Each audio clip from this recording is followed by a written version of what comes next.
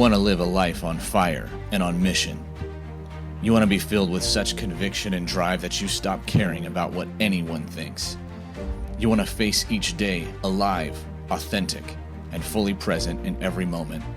With your wife, with your kids, on the street, at work. You want to bring yourself to the table and to stop bringing the watered-down, nice, what everyone wants version of you.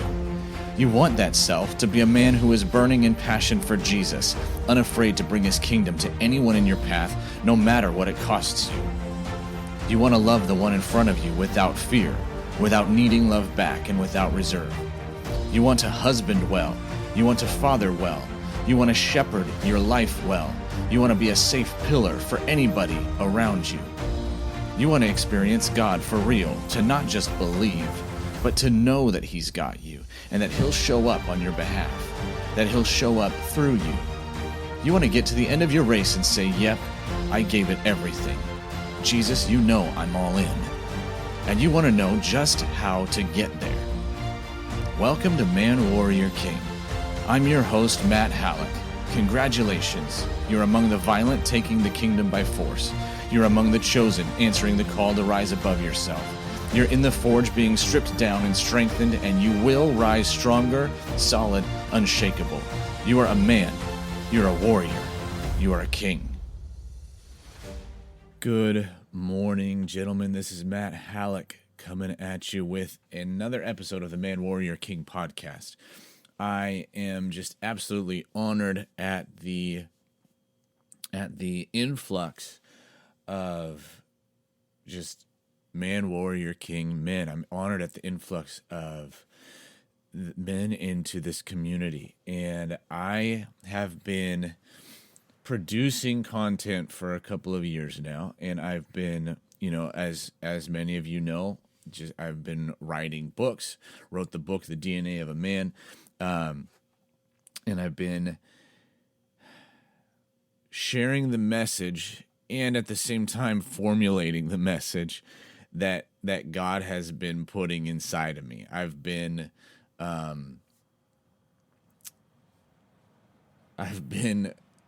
basically doing my best to chronicle the things that I both have learned and am learning on my journey to become a man. And not just a man in any old sense of the word, but a man in the kingdom, a man of the kingdom, a man who is on fire for Jesus and also like having an impact in the world. And the heart that I have is to really lead men, to show men that we don't have to choose between being a good Christian man and being a man of some effect or some value in the world. And I think for a long time, we have lived under this dichotomy of churchy manness on the one hand, and actually like effective going out and getting crap done manness on the other hand. And it just doesn't work. And it's not biblical at all. And I think a lot of that discrepancy between being a churchy guy and a guy who can actually get stuff done in the world has come from this weird mindset, this weird belief that it's somehow wrong of us to go out and make a difference, to go out and leave an impact. It's somehow wrong of us to think that we actually can. I mean, that's ridiculous. So what we are going for here is building up men who have been after Jesus, and yet they are feeling disillusioned. They're feeling maybe misled, misguided. maybe even tricked. Because somehow they thought that just by that by following and loving Jesus, that was going to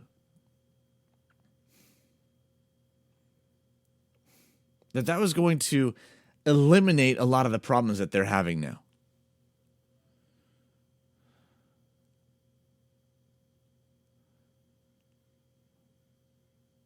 And we feel as men like, man, we are trying to do everything we can. We are trying to follow hard after Jesus. And yet, if somebody were judging by my life whether they wanted to follow Jesus as well, they'd probably say no. This is how a lot of us feel.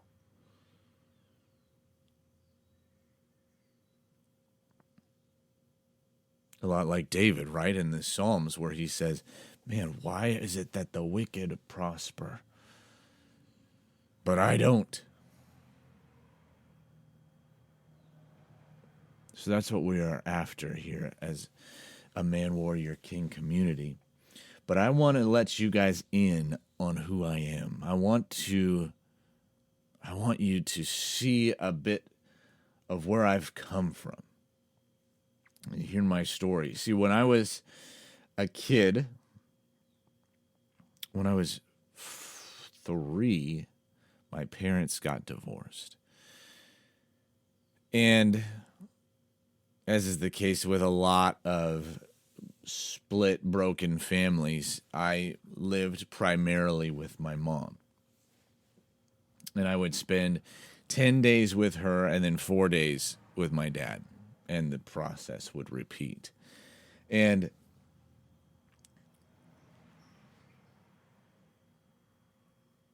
as a kid, I didn't really know the difference. Like that was so young that I couldn't tell really. I don't have a memory of when my parents were together, other than maybe a couple of, like mental images of certain houses or something like that. But I don't remember what life would have been like with my parents together at all. And my mom lived about 3 hours away from my dad. So like that every 10 days, I would take a 3-hour drive to visit my dad for a few days and then come on back. And I have really good memories of those times with my dad. Really good memories. When I would visit him, I think it was pretty consistent that every time I would go, we would make it a point to take a trip to Toys R Us to buy me something new, some kind of new toy. And it wasn't ever huge. It was usually an action figure of some kind. I don't remember which ones. I know I had a lot of G.I. Joes. I think I had some like Marvel or DC superhero people as well. Maybe some X-Men people. I don't know. I'm trying to like pull up from the dregs of my memory some of these things. But we would also go play baseball. He would take me out to the field and practice. He would hit fly balls to me, ground balls, all those things. We would do so much, and I would go to work with him. He is a veterinarian, even still, and he owned his own practice. So I would go to the animal hospital with him and hang out many days.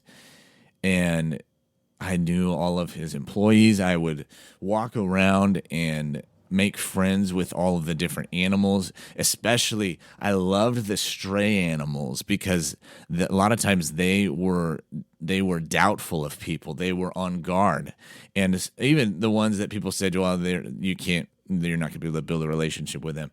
I did, and I loved it, and I felt like my dad was a superhero. You know, I looked up to him, and he expressed his love for me a lot, more than a lot of dads do. And I'm so thankful for that. And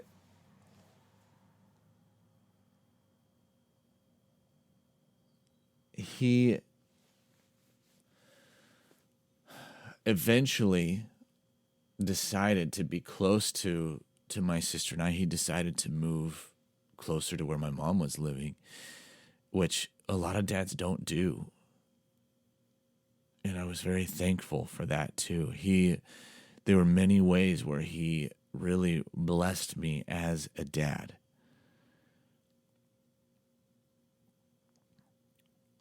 And it got to a point, though, when I was in middle school where we stopped seeing him.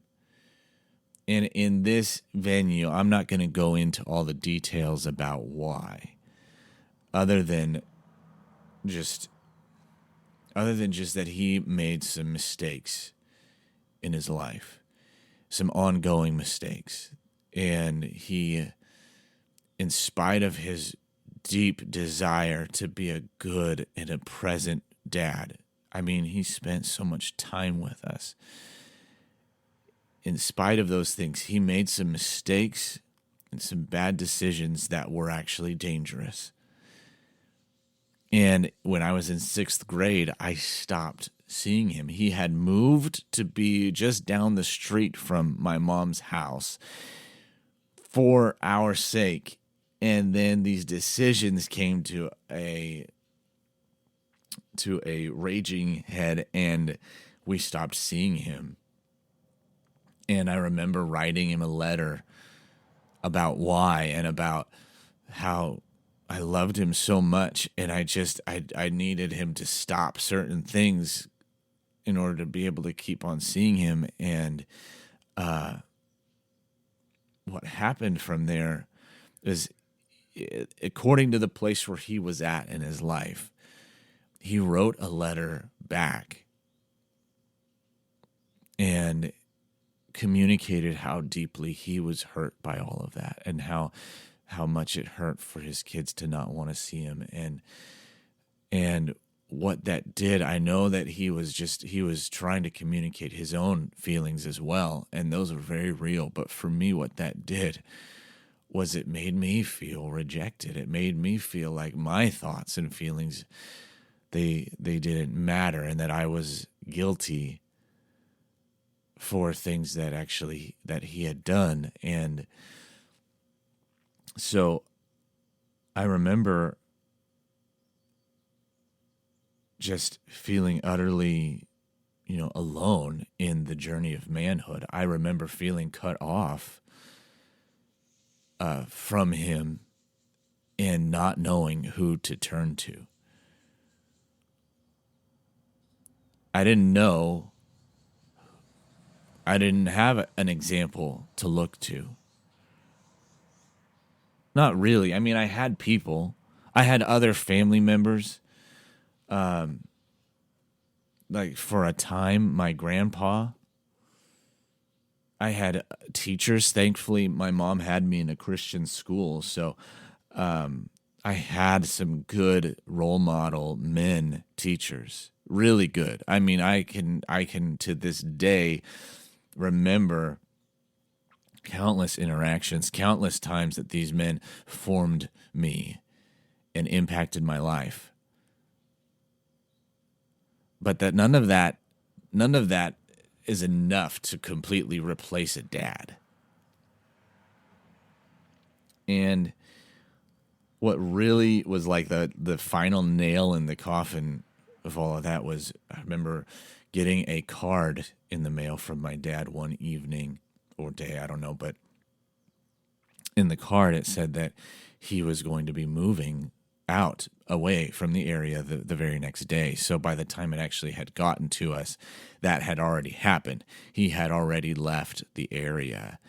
And that to me was such a painful blow, because it even though I hadn't been seeing him for a couple of years at that point, it was this like statement of finality of it's done. We won't be seeing you. There is not really hope. My dad, it felt like he was giving up on me. And that feeling of your dad giving up on you is one that I know many men out there have felt. I felt like he gave up on me.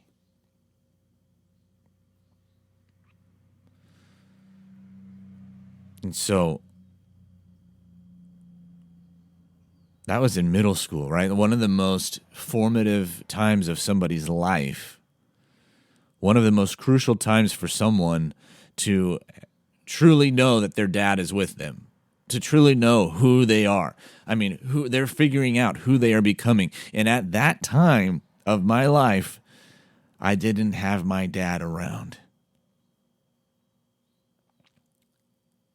And I was, over the years, I started to just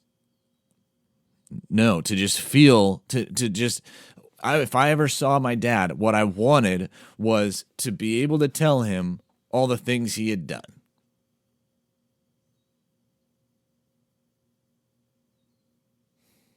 I wanted to be able to tell him how much he had hurt me.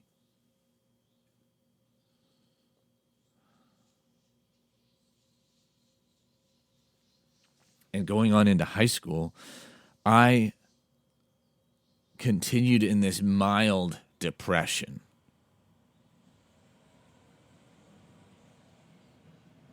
But all of that was alongside of an undeniable and all-encompassing, or all-consuming is the word, hunger to know God. I had become a Christian,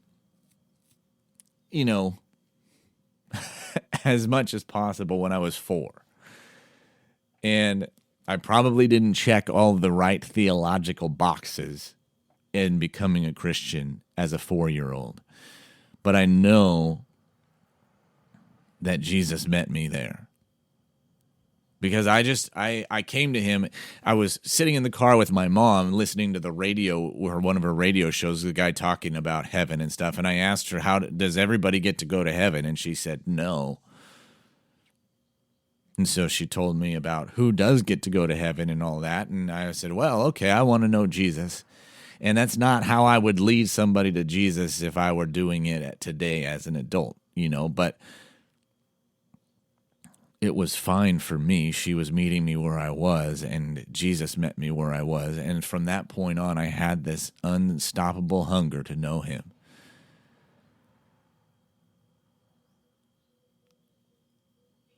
And I wanted to know him even going through the turmoil with my own dad.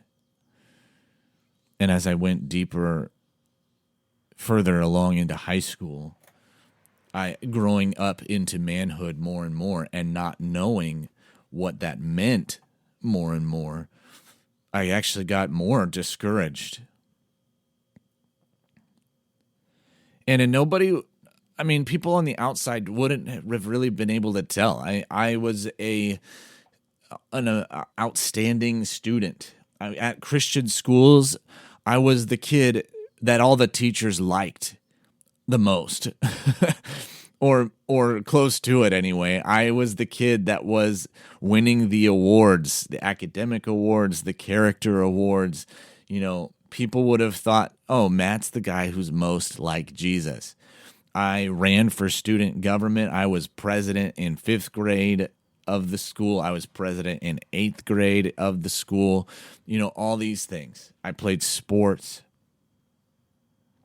But I never felt like I was really actually able to connect with the world. I never felt like I was actually able to excel and be on fire in life. I felt like I was behind a thin veil. And I wonder, guys, if anybody out there feels that too.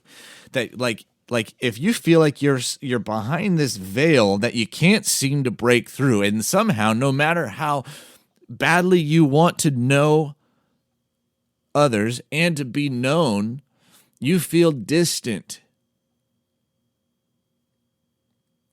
You feel like you can't completely connect with the people around you. And that's how I felt. I felt like I couldn't completely connect.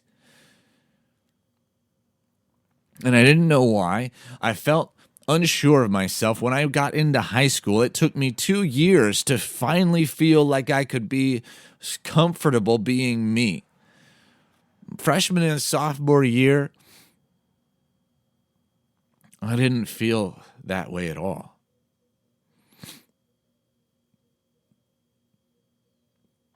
And I wish that I had somebody around me to help me know how to break that, to help me know what to do to get through that veil so that I could actually connect with my world around me, feeling like I was actually being me.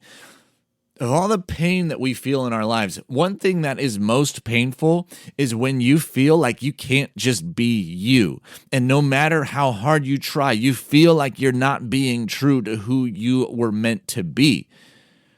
And you feel afraid of being yourself. You feel afraid of letting others know you. You feel afraid of speaking up and speaking your opinion. You feel afraid of people disliking you.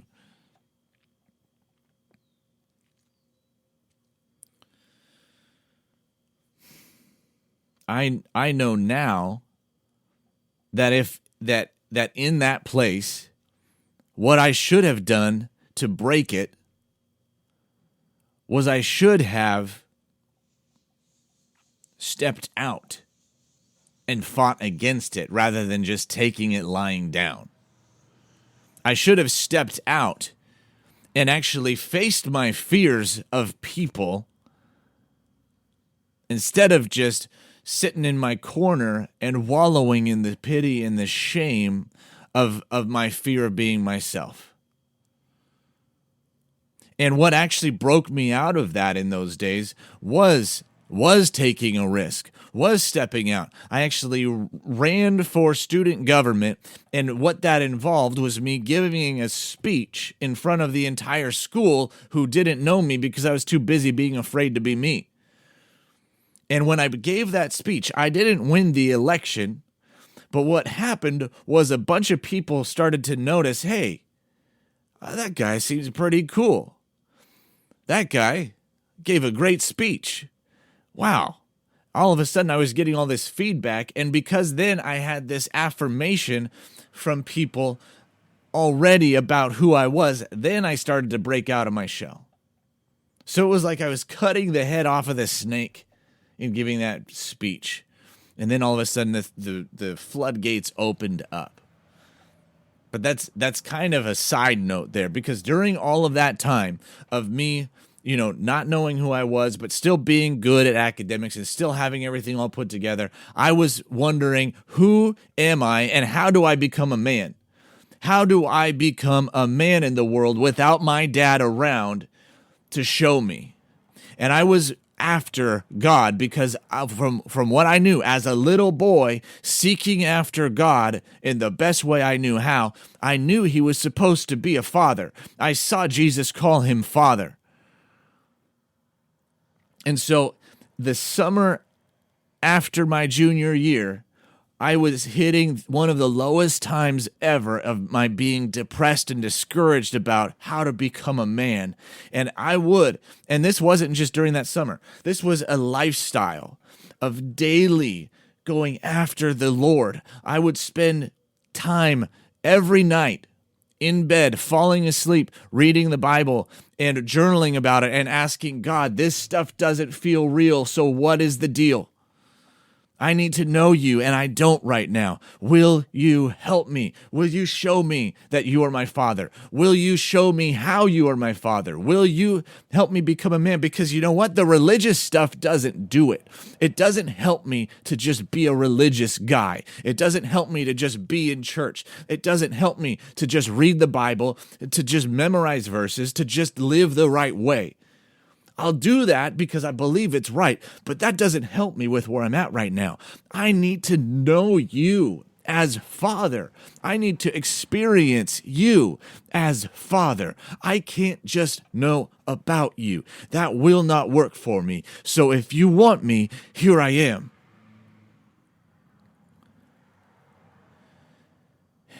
And I remember one evening,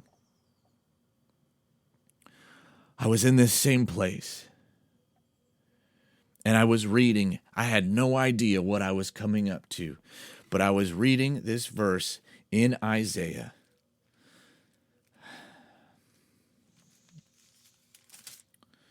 It's Isaiah 64. Here it is right here, gentlemen, for those of you watching. And it says, Isaiah 64, verse 8, it says, "But now, O Lord, you are our Father. We are the clay, and you are our potter. We are all the work of your hand." And I read that verse where it says that you, Lord, are our Father. And it says that I am his clay, and he is the potter, and I am the work of his hand. And for whatever reason, that night, that moment, when I read that, the Holy Spirit met me in my bedroom, and I crumbled under his presence. I crumbled under his weight. And I can read that now many times, and it doesn't hit me like it did then. But then Jesus was coming into my room, and the way that I know how to describe it is it was like he was hugging me to sleep that night. I fell asleep bawling, but not in pain and sadness, but in this like release of healing. And I knew, I don't know why it took so much turmoil, but in that time, I knew that God was my Father. And I was driven to know him for who he was, not to just live for him, not to just live about him, not to just know about him, but I was driven to know him better because I knew he was my lifeblood. And it was his DNA that was running through my veins. And I had to know where I came from, because if my dad wasn't around, I needed to know who I was. And yeah, I had my physical lineage, but that wasn't cutting it for me. I needed to know what my actual lineage was. I needed to know what my father was like.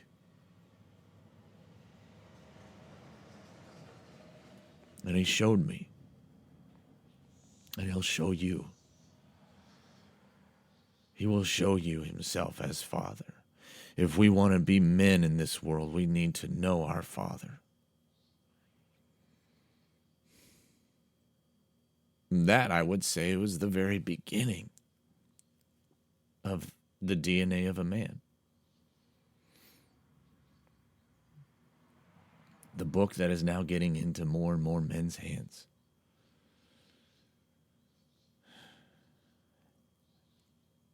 It's funny, as I've been running Facebook ads to get that book out there, I've gotten a lot of really good comments and feedback, and some comments and feedback that are just funny. People who make assumptions and make opinions about something that they don't really know.